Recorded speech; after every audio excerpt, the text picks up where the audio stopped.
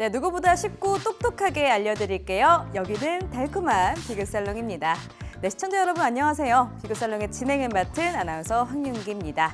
자, 오늘의 목요일도 지나가고 있고요. 오늘 굉장히 또 여러 가지 일들이 있었죠. 자, 목요일의 비급살롱에도 다양하고 알찬 보험 이야기 저희가 또 꽉꽉 채워봤습니다. 오늘도 끝까지 집중해 주시고요.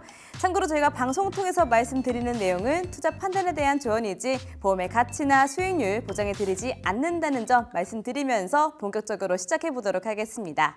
자, 그럼 돈과 인생의 비급에 대해서 전해주실 우리 세 분의 전문가님들 모셔봤습니다. 인사해 볼게요. 전문가님들 어서 오세요. 안녕하세요. 아, 반갑습니다. 자, 그러면 본격적으로 시작해 보도록 할게요. 첫 번째 비급 공개해 주시죠.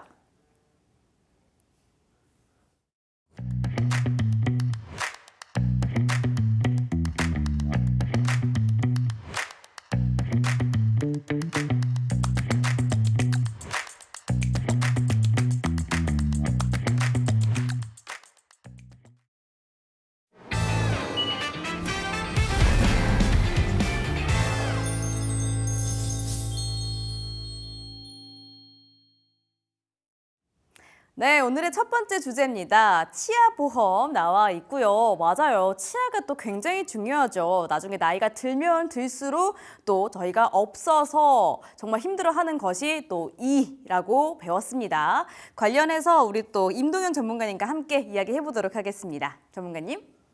안녕하세요. 치아보험의 진심인 남자, 치아보험 전문가 임동현입니다. 아나운서님께서 말씀하신 것처럼 오늘은 시청자분들께 치아보험을 왜 가입해야 하고 어떻게 준비하면 좋은지에 대해서도 하나하나 알려드리려고 합니다. 많은 분들이 치아보험에 대해서 궁금해하실 텐데요. 오늘 좋은 내용들을 많이 알려드리려고 하니까 끝까지 함께 해주시길 바랍니다. 예로부터 우리 선조들은 신체의 5가지 복을 오복이라고 이야기합니다. 5가지 복, 어떤 것들이 있을까요? 네, 첫 번째로 눈이 잘 보이는 것, 귀가 잘 들리는 것, 소화가 잘 되는 것, 배출이 잘 되는 것, 그리고 마지막으로 치아가 건강한 것입니다. 많은 분들이 복 받는 걸 좋아하시는데요. 여러분은 이 5가지 복을 잘 누리고 계신가요? 저는 안타깝게도 치아에는 복이 별로 없는 것 같습니다.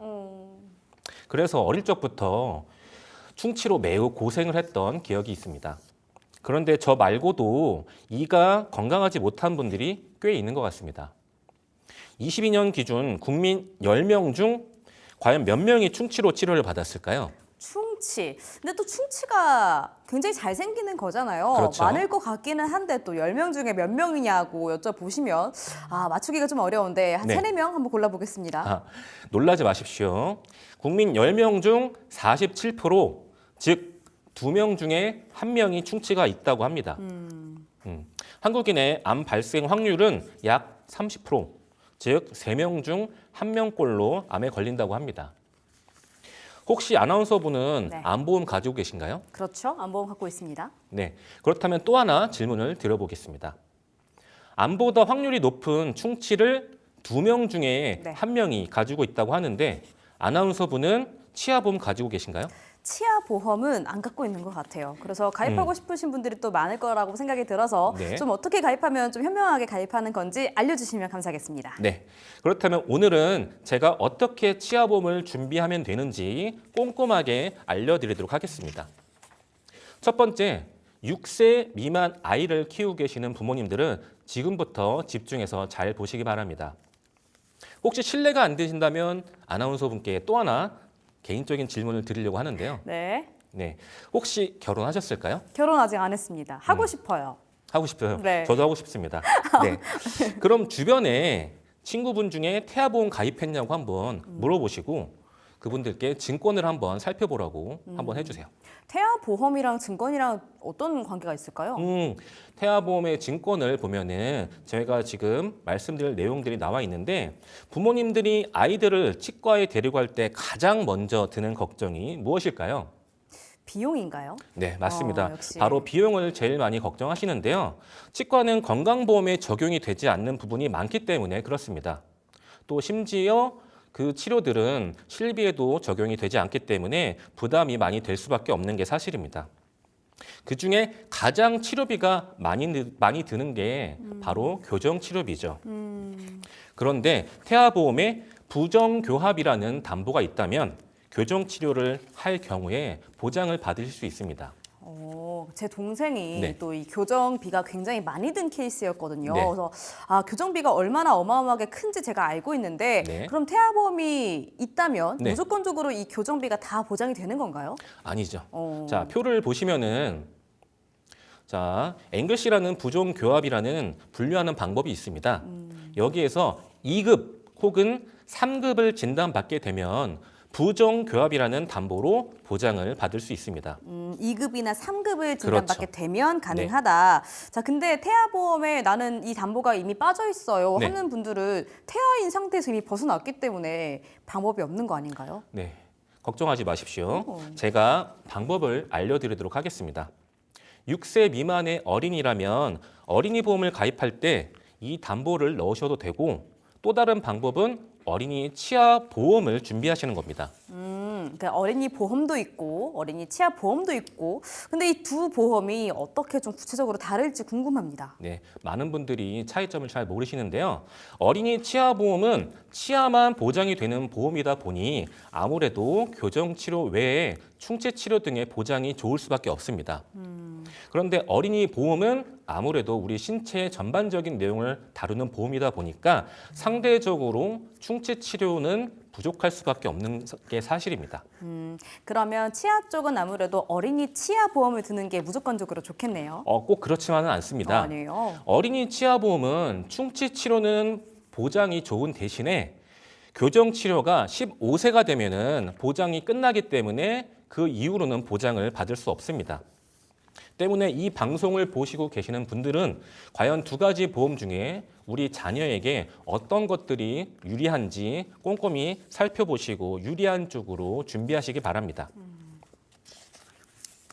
자, 그러면 충치에 대한 이야기를 조금 더 해보면 좋을 것 같아요. 네.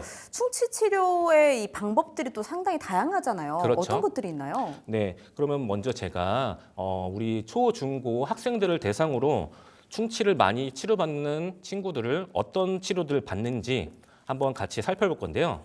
바로 아말감이랑 GI라는 글래스 아이노모라는 치료가 있습니다. 이 두 치료의 가장 큰 장점 혹시 뭔지 알고 계신가요? 살짝 본 것 같기도 한데 네. 아말감 네, 좀 많이 하셨던 것 같거든요. 네. 비용이 그렇게까지 비싼 치료는 아니라고 제가 한번 건너 들은 것 같아요. 네. 맞을까요? 맞습니다. 역시 보험방송 아나운서 분이시니까 잘 알고 계시네요. 아무래도 건강보험이 적용되다 보니까 치료비는 보통 10,000원 내외로 부담이 매우 적은 편에 속합니다. 근데 이렇게 장점만 있다면 좋겠지만 단점도 있겠죠. 그래서 간단하게 아말감과 글래스 아이노모의 장단점을 설명해 드리도록 하겠습니다.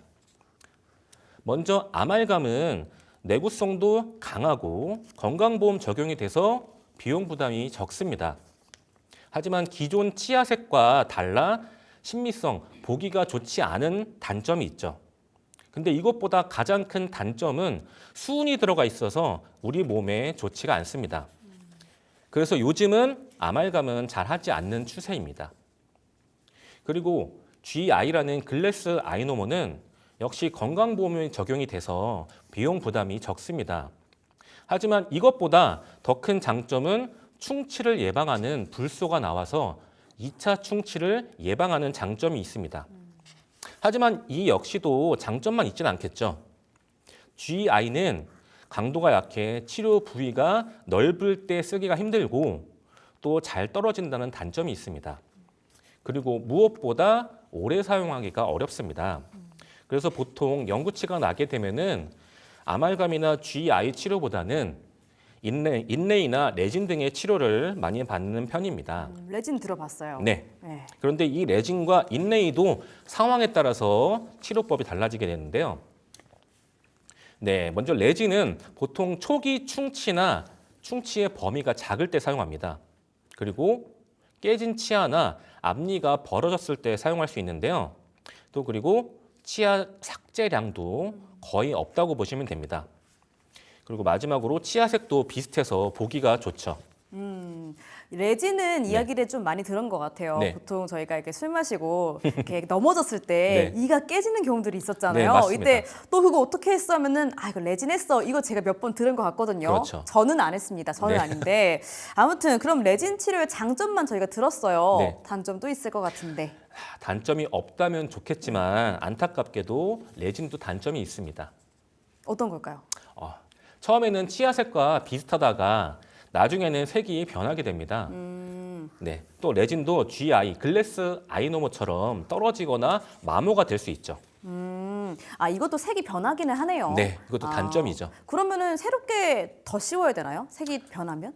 색이 변하면 치료를 다시 하는 방법이 있습니다. 그렇군요. 근데 뭔가 이건 말고도 비용적으로 단점이 뭔가 보험적으로 있을 네. 것 같아요. 그렇죠. 네, 12세까지는 건강보험이 적용이 돼서 치료 비용은 2만 원 정도로 부담이 적습니다. 하지만 13세부터는 건강보험이 적용이 되지 않아서 보통 어금니는 10만 원에서 20만 원 정도 치료비가 발생합니다. 그리고 앞니는 약 30만 원 정도 발생하는데요. 갑자기 치료비가 올라갔죠? 그렇네요. 13세가 좀 마의 구간인가요? 아무래도 아하. 그렇습니다. 알겠습니다. 자, 그러면 레진은 알겠는데 네. 아까 하나 더 있었잖아요. 네. 인레인. 이건 네. 어떤가요? 네. 치료비가 걱정되는 것 같으니까 같이 치료 비용부터 말씀드릴 텐데요. 인레인은 치료 비용이 약 30만 원 정도 발생하게 되는데요. 장점으로는 소재에 따라서 치아색과 비슷해서 보기가 좋고 내구성도 좋은 편이라 오래 사용할 수가 있습니다. 뿐만 아니라 충치를 충분히 제거하고 치료해서 충치의 재발도 방지할 수가 있습니다.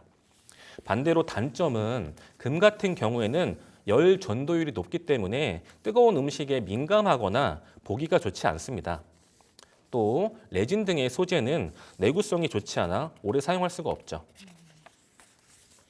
정리를 하자면 청소년들은 아말감이나 GI, 글래스 아이노모 담보보다는 레진이나 인레이 치료가 잘 보장되는지 잘 살펴보시고 준비하시기 바랍니다. 자, 그리고 다음은 성인이 되면은 새로 충치가 생기기도 하지만 기존에 치료했던 치아에 2차 충치가 발생을 해서 다시 치료하는 경우가 많습니다. 이때 충치가 더 깊어졌거나 신경 치료를 하게 되면은 어쩔 수 없이 크라운이라는 치료를 받게 됩니다. 아나운서 분도 네. 크라운 들어보셨을까요? 그렇죠. 뭔가 이 왕관을 뜻하는 치료 방법인 것 같더라고요. 뭔가 어떤 모양이 왕관이라서 네. 크라운이라고 불렀던 것 같은데 네네. 구체적으로는 잘 모르겠고요. 네. 근데 이것도 또 왕관이다라고 하니까 네. 비용이 또 꽤나 들 것 같거든요. 네. 비용을 말씀드릴 텐데 비용을 들어보시면은 충치 치료 중에서는 그래도 비용이 왕관 정도로 많이 든다고 생각하시면 됩니다. 네, 소재에 따라서 보통 50만 원 정도 생각하시면 되시고요. 네, 어떻게 비용이 크라운다운가요? 약간 뭐 비슷한 것 같겠습니다. 네. 예전에는 우리가 금으로 많이 치료를 했는데요. 이제는 금값이 많이 올랐죠. 맞아요. 네, 그리고 또 보기가 좋지 않아서 다른 소재로 많이 하는 편입니다. 그래서 지금은 바로 인공 다이아몬드라고 불리는 지르코니아라는 소재로 많이 치료를 하고 있습니다. 한 단계 또 업그레이드 됐네요. 그렇죠. 금 위에 또 다이아죠. 그렇죠. 예. 네, 아무래도 인공 다이아몬드이만큼 내구성에 있어서는 아주 단단한 치료가 될 수 있습니다. 또 오래 사용할 수 있는 장점도 있고요. 치아색과 비슷해서 보기도 매우 좋죠. 하지만 단점도 그만큼 존재하는데요. 가장 큰 단점은 크라운이라는 이름답게 비용이 많이 발생한다는 점과 또 소재가 너무 강하다 보니까 앞니 같은 경우에는 오히려 치료를 안 한 반대쪽 치아, 즉 윗니를 했으면은 아래쪽 치아는 상대적으로 약해서 반대의 치아가 깨질 수 있는 단점이 있습니다. 그리고 기존 치료들보다 이게 어떻게 보면 가장 큰 단점이라고 생각할 수 있는데 본인의 치아를 가장 많이 깎아내야 됩니다. 그 부분은 좀 많이 단점이긴 하네요. 네. 자, 이렇게 치료에 대한 이야기를 쭉 듣다 보니까 정말 관리를 좀 잘해야겠다라는 생각이 드는데 그렇죠. 또 어떻게 관리하는 게 잘하는 건지 저희가 또 이 치과 의사 선생님이 아니다 보니까 잘 모르기도 해요. 네, 치아는 정말 우리 몸에 없어서는 안 될 중요한 부위이기 때문에 항상 관리를 해야 되는데요. 여기서 잠깐 관리 팁을 드리자면 제 고객님들께 항상 드리는 이야기가 있습니다. 아무리 바빠도 1년에 2번은 잇몸 치료를 받으시라는 겁니다. 스케일링이 아니고 네. 잇몸 치료를 받아야 하나요? 네, 스케일링과는 조금 다른데요. 우리가 알고 있는 스케일링보다 좀 더 깊게 치료를 하는 겁니다. 그렇다 보니까 마취도 해야 하고요. 대신에 그만큼 평소에 칫솔로 관리할 수 없었던 부분까지 치료를 할 수 있으니까 여기 계신 분들은 꼭 1년에 2번은 시간을 내셔서 잇몸 치료를 받아서 건강한 치아와 잇몸을 유지하셨으면 좋겠습니다. 정리를 하자면 성인들은 크라운 치료나 신경 치료, 잇몸 치료 등의 담보를 준비하시면 좋고, 만약 본인이 나이는 젊지만 잇몸이 좋지 않다라고 생각하시는 분들은 임플란트 등의 담보도 같이 준비해 주시면 좋습니다. 자, 이제 마지막인데요. 성인이 지나면은 누구나 노년이라는 시기를 맞게 됩니다. 우리가 노년이 되면 가장 나타나는 변화 중 큰 변화는 어떤 것들이 있을까요? 막 주름이 막 늘고 네. 검버섯이 좀 생기고 네. 좀 피부가 처지는 그런 문제들 아닐까요? 맞습니다. 하지만 아나운서 분께서 말씀해 주신 내용들은 다 외적인 변화들이죠. 보통 우리 어머님들이 대부분 무릎이 좋지가 않으십니다. 이게 바로 퇴행성 변화 때문입니다. 퇴행성 변화로 또 치아도 약해지고 잇몸도 주저앉게 되죠. 노년은 아무래도 젊은 분들보다는 충치 치료의 위험보다 잇몸 질환을 대비하셔야 합니다. 그래서 레진, 인레이, 크라운 등의 충치 치료보다는 임플란트, 틀니 등의 담보에 더 집중을 해주시면 좋습니다. 그리고 여기서 또 한 가지 팁을 드리자면 만 65세 이상의 어르신들은 국가에서 2개까지는 약 70% 정도의 치료비를 지원해주고 또 치아보험에서 중복으로 보장을 받을 수 있으니까 여기서 또 부담을 줄이실 수가 있습니다. 이제 마지막 정리를 하면서 치아보험 가입을 할 때 살펴봐야 될 몇 가지 내용을 알려드리도록 하겠습니다.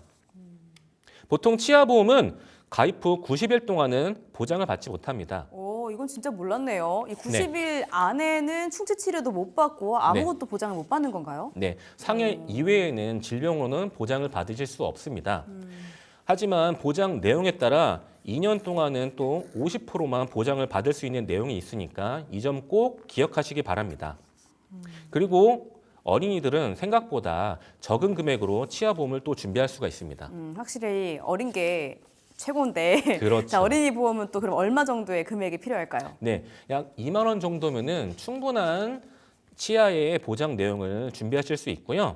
여기에 교정 치료를 넣게 되면은 여기서 한 2배 정도는 생각을 하시면 됩니다. 그리고 청소년과 학생들, 20, 30대 젊은 분들은 임플란트 등의 치료를 받는 경우가 매우 드물죠. 때문에 임플란트 등의 비싼 치료들을 같이 다 넣기보다는 충치 치료만 준비를 하신다면은 보험료 부담을 매우 줄이실 수가 있습니다. 근데 아까 말씀하셨던 걸 정리를 해보자면 어르신 분들께서는 충치보다는 약간 잇몸, 이 기반을 좀 중요하게 생각하라 이렇게 말씀해 주셨잖아요. 네. 그러면 이 충치 치료나 임플란트 같은 담보들도 꼭 넣어야 하는 걸까요? 아무래도 노년분들은 반드시 충치 치료를 하는 경우보다 임플란트 같은 치료들을 하는 경우가 많다 보니까 충치 담보들을 빼시거나 혹은 그 내용 담보를 보장을 좀 줄이시면은 또 한 가지 그것도 방법이 될 수 있겠죠. 이 부분은 빼도 괜찮다. 네, 빼면은 보험료 부담을 좀 줄일 수 있는 방법이겠죠. 알겠습니다. 근데 그럼에도 불구하고 나는 그래도 이 보험료가 부담돼 하시는 네. 분들은 좀 다른 방법이 있을까요? 있습니다. 초기 보험료가 저렴한 갱신형으로 준비하시면 됩니다. 단 갱신 시마다 보험료가 오를 수 있습니다. 그래서 보험료가 오르지 않는 비갱신형과 비교해 보시고 준비해 주시면 좋습니다. 알겠습니다. 자, 그럼 마지막으로 우리 시청자분들께 치아보험 들어갈 때 네. 좀 알아두면 좋을 꿀팁 같은 게 있을까요? 네, 치아보험은 각자 연령에 맞게 담보를 준비해 주셔야지 나중에 보장을 받을 때 제대로 받을 수 있습니다. 또 가입 후 90일 동안은 보장이 되지 않습니다. 그리고 2년 미만은 절반만 보장이 되니까 미리미리 준비를 하시는 게 좋습니다. 그리고 만약 집에 태아보험이나 또 어린이 보험, 치아보험 증권이 있다면은 지금 당장 점검을 해 보시길 바라겠습니다. 알겠습니다. 자, 이렇게 첫 번째 비급도 굉장히 유용한 정보였는데요. 치아 보험에 대해서 정말 자세하게 알아봤습니다. 도움이 되셨으면 좋겠고요. 참고로 저희가 방송 통해서 말씀드리는 내용은 투자 판단에 대한 조언이지 보험의 가치나 수익률을 모두 보장해드리지는 않는다는 점 말씀드리면서 지금 배운 내용들도 화면으로 확인해 보겠습니다.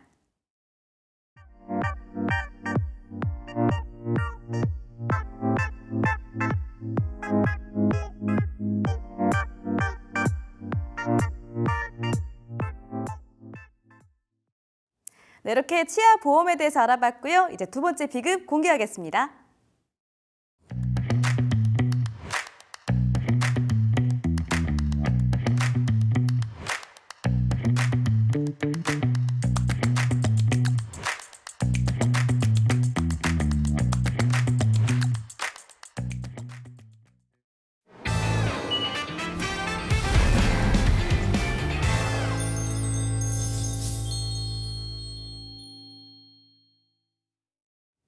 네, 두 번째 비급은 바로 혈관 질환 보험에 대해서 또 알려주신다라고 합니다. 저는 이 비급 살롱 안에서 배웠던 단어인데요. 고고당, 이게 뭔가 카페 이름 같기도 하고 단어 자체는 귀엽거든요. 자, 근데 고혈압, 고지혈, 당뇨를 줄인 말입니다. 자, 관련해서 유발되는 심각한 혈관 질환에 대해서 또 집중적으로 알아보도록 하겠습니다. 전문가님, 말씀해 주시죠.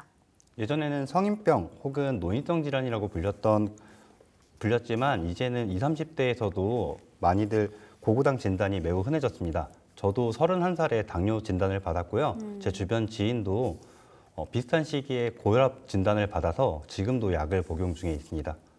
소아 당뇨라는 단어가 이제는 낯설지 않은 시대가 된 것 같습니다. 이제는 모두가 조심해야 될 시대입니다. 맞는 말씀인 것 같아요. 정말 이 어린 나이에도 당뇨에 걸리는 분들이 하도 많아지다 보니까 이게 내가 젊다고 안심할 질병은 아닌 것 같고요. 그러면 이 혈관 질환이 정확히 어떤 개념이고 왜 이렇게 중요하게 다뤄지는지 한번 설명해 주실 수 있을까요? 이전과 다르게 이제는 생활 습관병이라고 부르는 혈관 질환은요.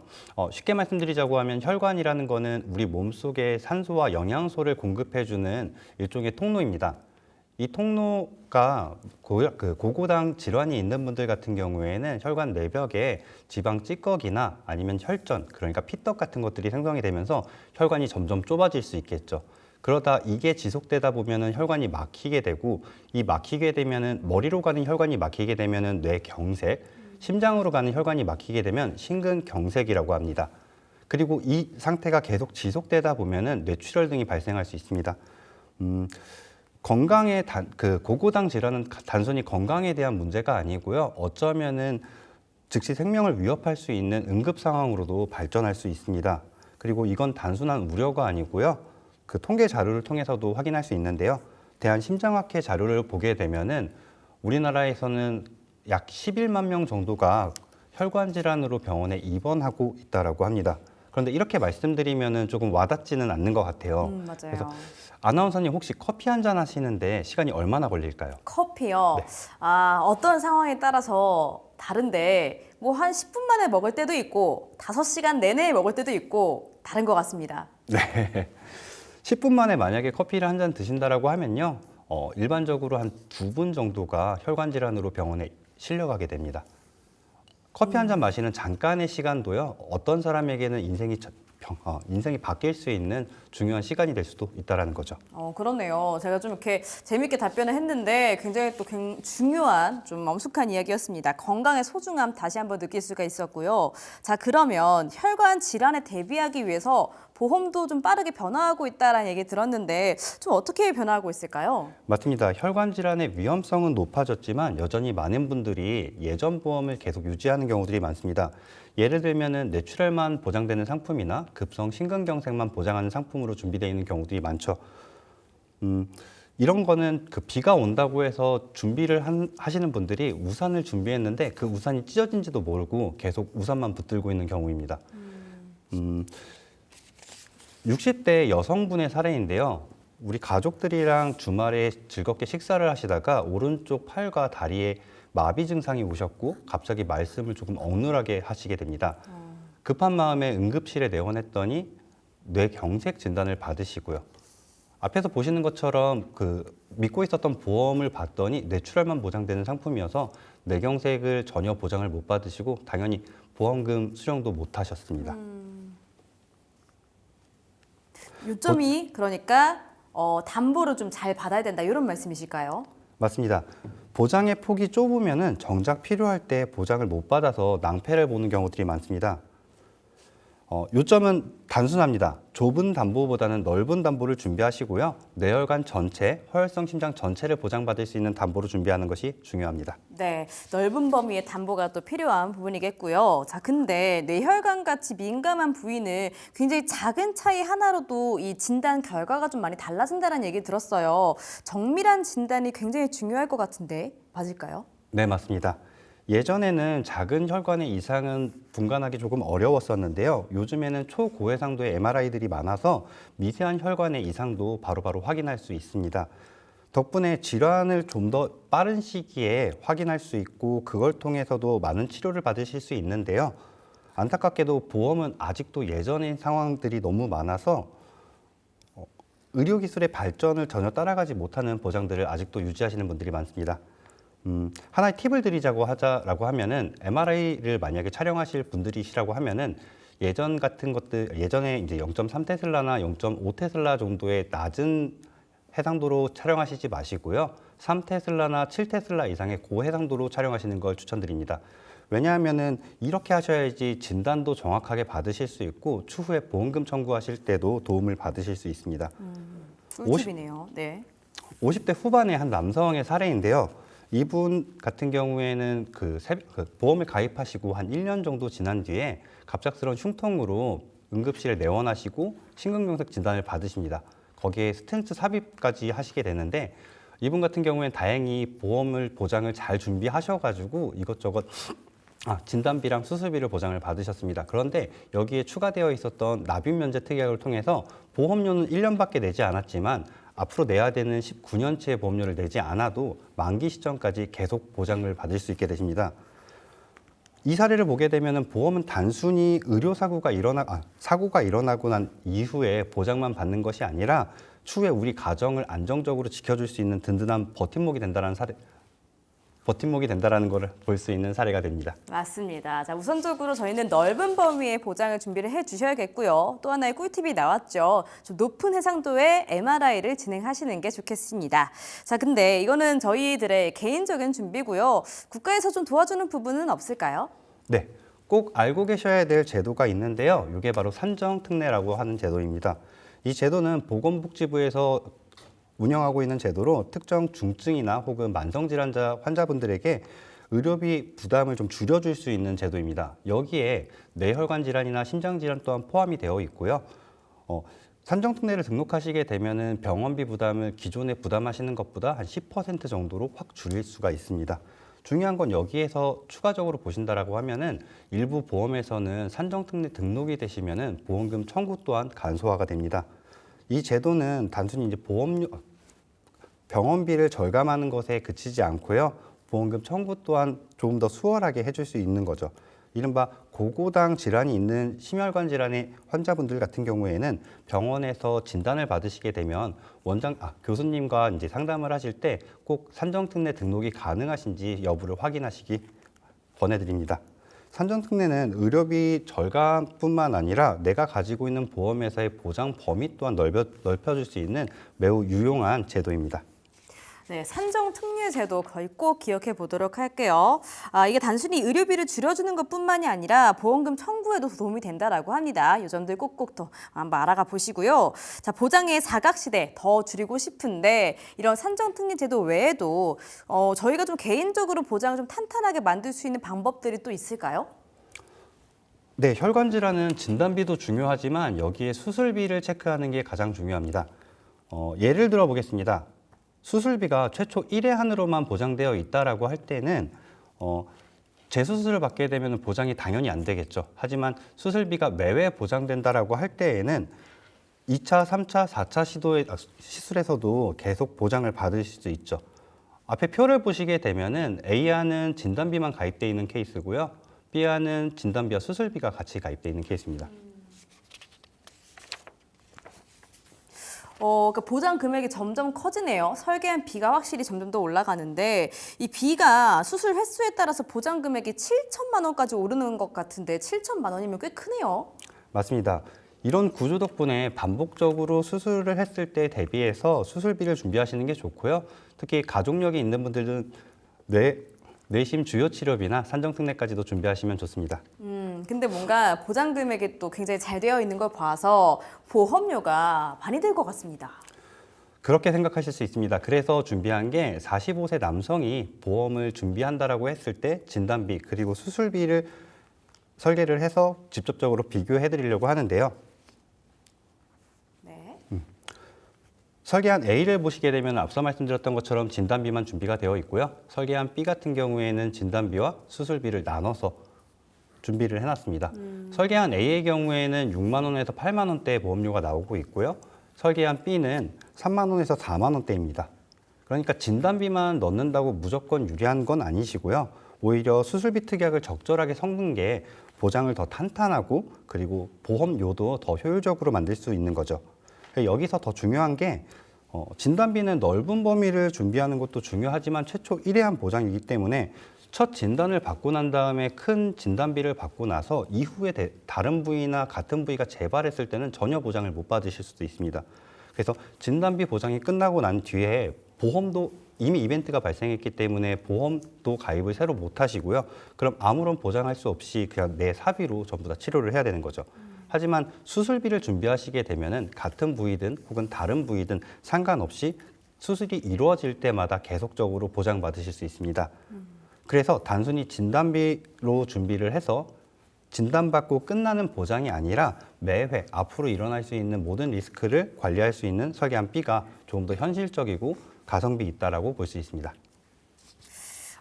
말씀을 뭔가 듣다 보니까 그냥 좀 원하는 보장만 쏙쏙 담아서 쇼핑하듯이 그렇게 보험을 진행하면 안 되나 이런 생각도 들긴 하거든요. 예, 그렇게 생각하실 수 있습니다. 그런데 보험은 스코어링이라는 게 있습니다. 쉽게 말씀드리자고 하면은 점수를 맞춰야 되는데요. 특정 담보의 그 손해율이 높은 담보들이나 수술비만 가입한다라고 하면은 보험회사에서는 인수해주지 않습니다. 그래서 이 손해율이 높은 담보를 가입하기 위해서 손해율이 낮은 담보를 함께 가입해야 되는 경우들이 많은데요. 이런 것들을 잘 조합해서 인수가 가능하게 만드는 것들이 실제로 설계사들의 역할이 돼야 되고요. 그러니까 즉 좋은 설계사라고 하시는 분들은 고객이 원하는 담보들을 충분히 준비해드리고 거기에서 보험사의 인수 조건까지도 충족해드리는 게 설계의 기술이라고 할 수 있습니다. 그래서 실제 보험을 준비하실 때에는 경험이 많은 설계사분들이랑 상담하시는 게 중요하고요. 보장과 보험료 그리고 인수까지도 한꺼번에 고려해 보셔야 되는 거죠. 그러니까 이 퍼즐처럼 맞물리게 보험을 설계한다는 게 또 굉장히 좀 힘든 일일 것 같은데 이 보험 설계사분을 좀 잘 만나야 할 것 같습니다. 자, 그리고 저희가 해야 할 점은 건강할 때도 미리미리 준비를 해 두셔야 된다라는 건데 이게 좀 언제 시작하냐에 따라서 또 다를 수 있을 것 같아요. 맞습니다. 마지막으로 간단한 아주 중요한 통계 자료 하나 말씀드리려고 하는데요. 질병관리청 통계를 보게 되면은 고고당 질환 환자들 중에서 10명 중에 6명이 자기가 고고당 환자인지도 모른 채 응급실에 실려오게 된다라고 하더라고요. 보험은 질병을 걸리지 않게 막아주지는 못합니다. 하지만 그 질병이 초래할 수 있는 경제적인 데미지는 보험을 통해서 충분히 막을 수 있습니다. 말씀 주셨던 것처럼 10살의 보험을 준비해서 100살까지 90년 동안 보장받는 보험이랑 60에 준비해서 100살까지 40년 동안 보장받는 보험 같은 상품이라도 시작 시점에 따라서 그 가성비는 완전히 달라집니다. 답은 명확하죠. 지금 준비하는 것 그게 가장 저렴하고 가장 현명한 선택입니다. 알겠습니다. 자, 혈관 질환에 대해서도 걱정하시는 분들 굉장히 많을 것 같은데요. 보험으로 그 불안감을 한번 줄여보시죠. 지금 시작하는 게 가장 빠르다라고 하니까요. 저도 한번 점검해 보도록 하겠습니다. 자, 참고로 저희가 방송 통해서 말씀드리는 내용은 투자 판단에 대한 조언이지 보험의 가치나 수익률 보장해 드리지 않습니다. 그럼 지금 배운 내용들도 화면으로 정리해 볼게요.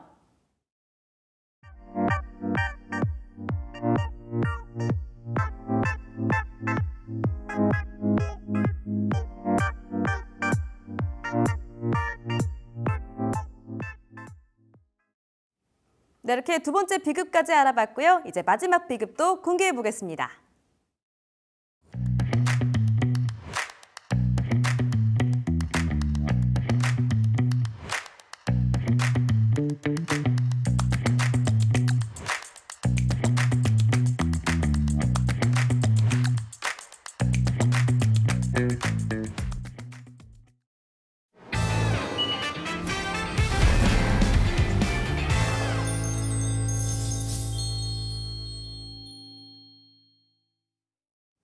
네, 오늘의 마지막 주제죠. 세 번째 비급은 수술비 보험이 나와 있고요. 수술비라고 하니까 내 인생에서 수술을 받을 일이 뭐 얼마나 있을까 이런 생각이 드는데 또 그렇지가 않다라고 하죠. 관련해서 또 장은민 전문가님과 함께 이야기 나눠보도록 하겠습니다. 전문가님 말씀해 주시죠.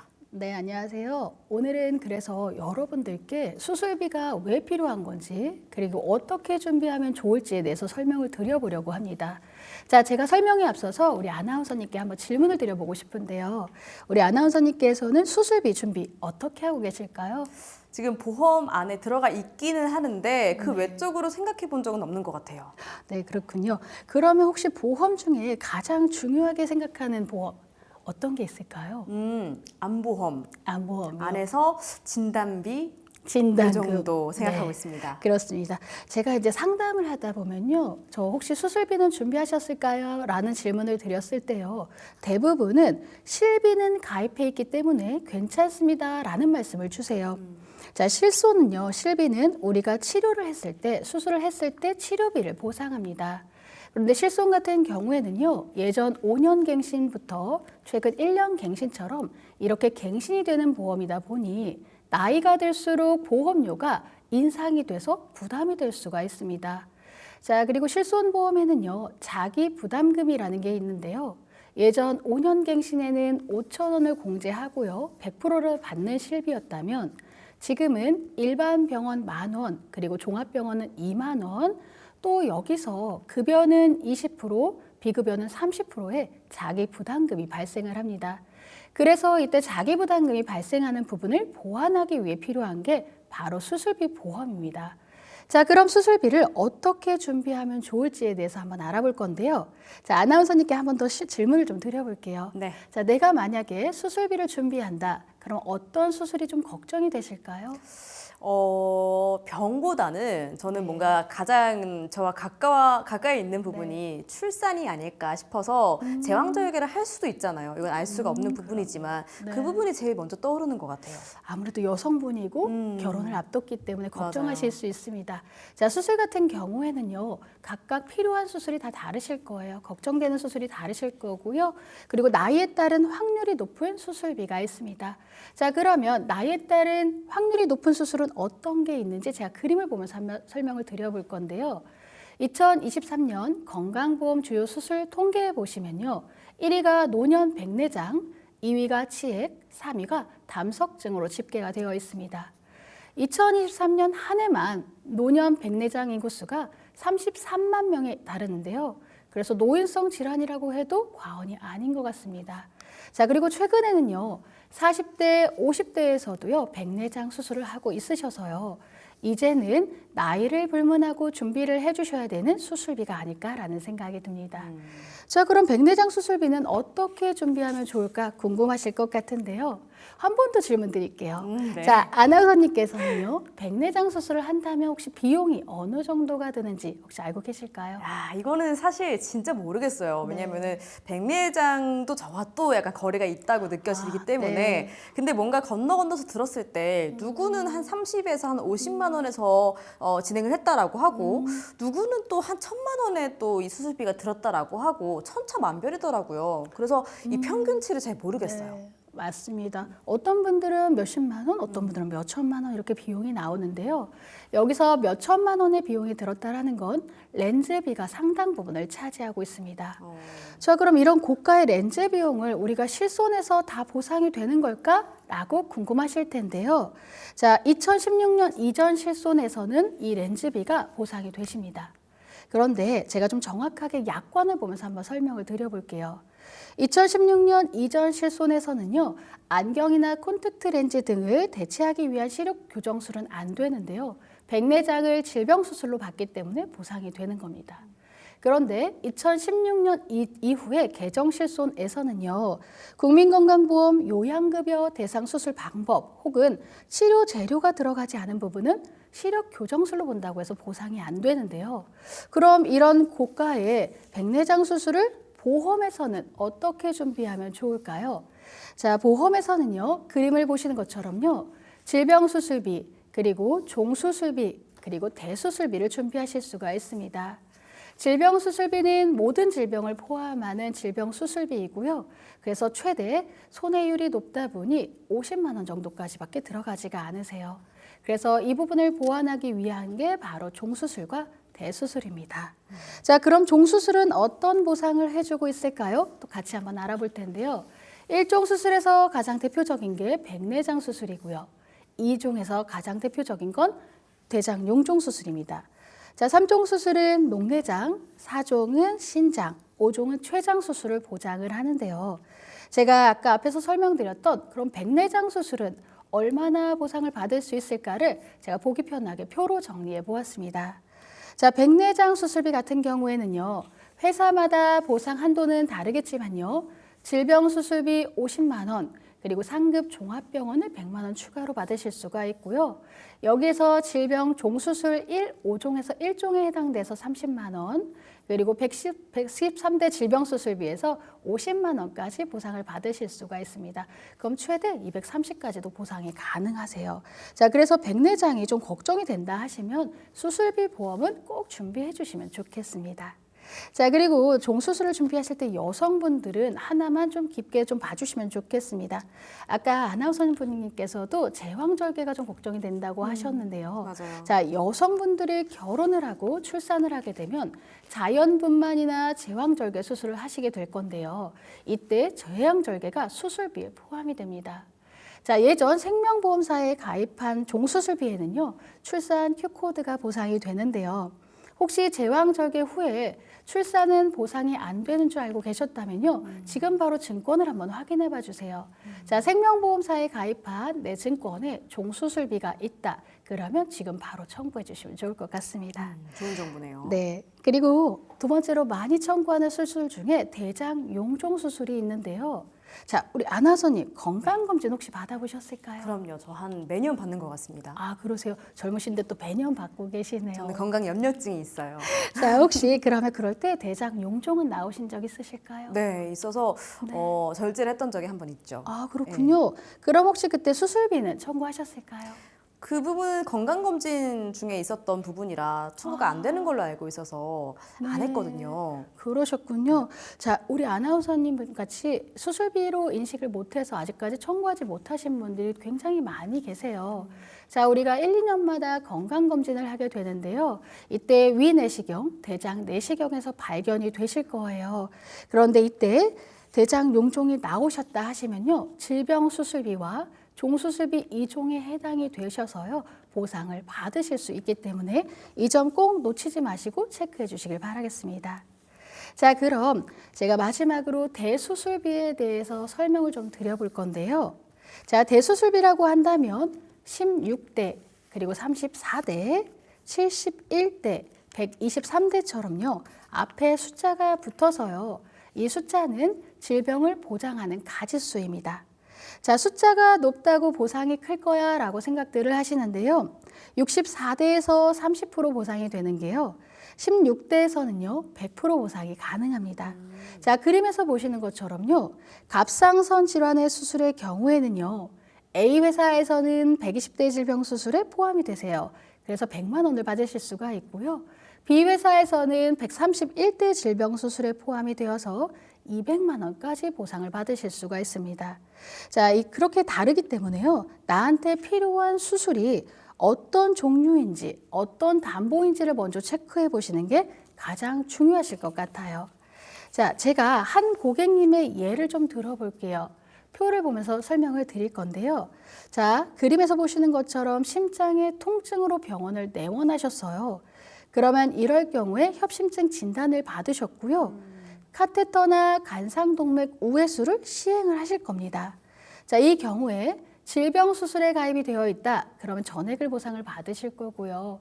그리고 카테터 같은 경우에는 3종 수술에 해당이 되고요. 관상동맥 우회술은 5종 수술에 해당이 되어서 보상을 받으실 수가 있습니다. 3종과 5종의 보상 금액이 다르기 때문에요. 이 또한 체크해 보시면 좋을 것 같아요. 자, 또한 대수술비에서는요. 심장의 통증으로 내원을 했기 때문에요. 거기에 부여된 코드가 있으실 거예요. 자, 그러면 그 코드가 속한 수술비를 보상을 받으실 수가 있습니다.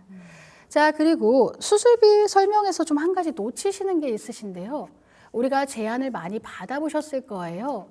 그런데 설명을 들으실 때 대수술비 1,000만 원 보상돼요 라는 설명을 들으신 분들 중에 나는 수술비 1,000만 원 준비되어 있어 라고 말씀하시는데요.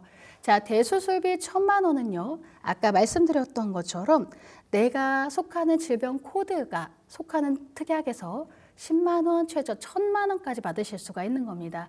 그러니까 이게 1,000만 원 한도인 거지 진단금처럼 한 번에 수령할 수 있는 금액은 아니라는 거 꼭 체크하시면 좋을 것 같고요. 자, 그럼 내가 어떤 수술비를 준비하면 좋을지 정리가 되셨을 것 같은데요. 자, 그럼 보험에서는요. 가장 중요한 게 보험료인데요. 그렇죠. 보험은 보장을 받기 위해 가입하는 거라서요. 유지가 무엇보다 중요합니다.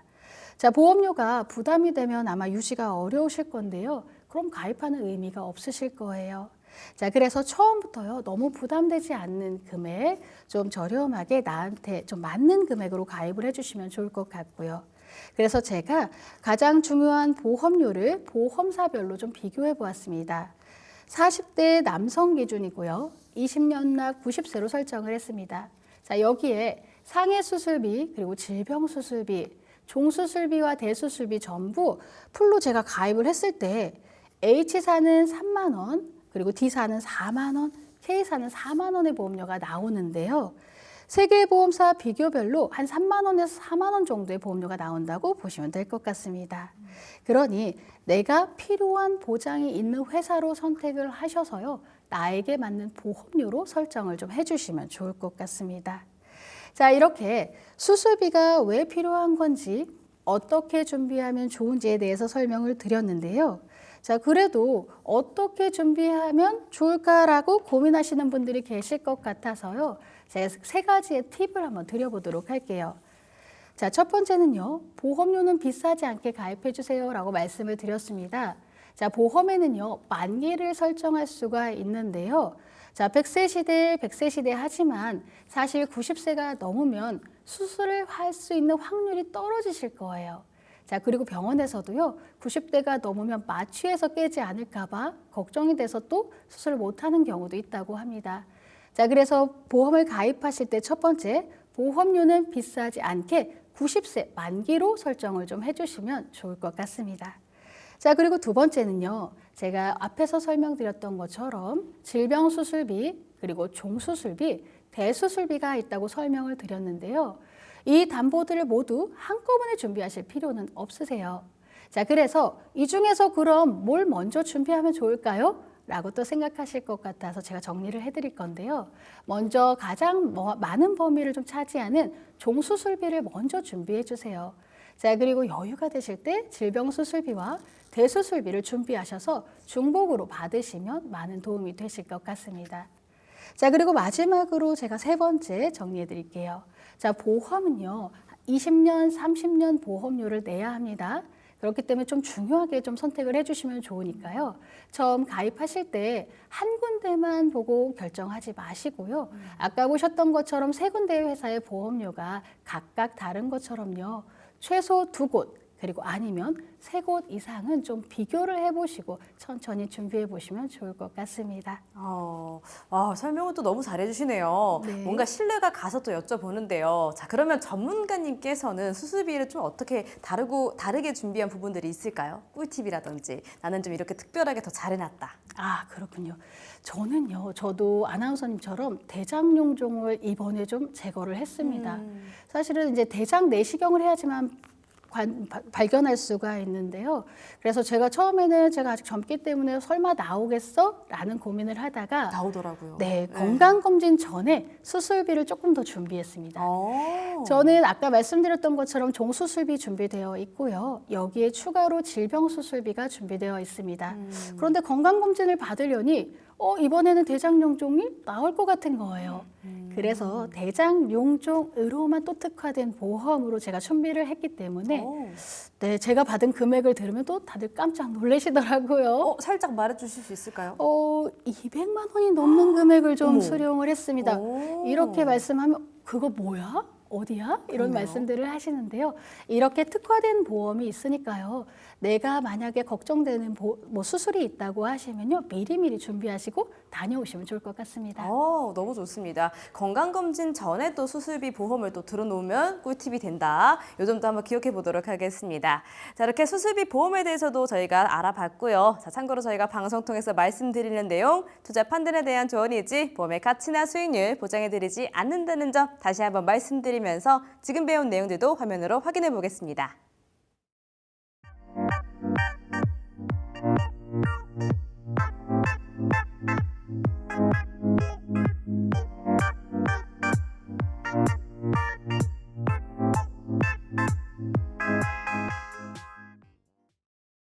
네, 이렇게 수술비 보험까지 이야기 들어봤습니다. 오늘도 좋은 말씀 나눠주신 세 분의 전문가님 말씀 감사했습니다. 감사합니다. 감사합니다. 감사했습니다.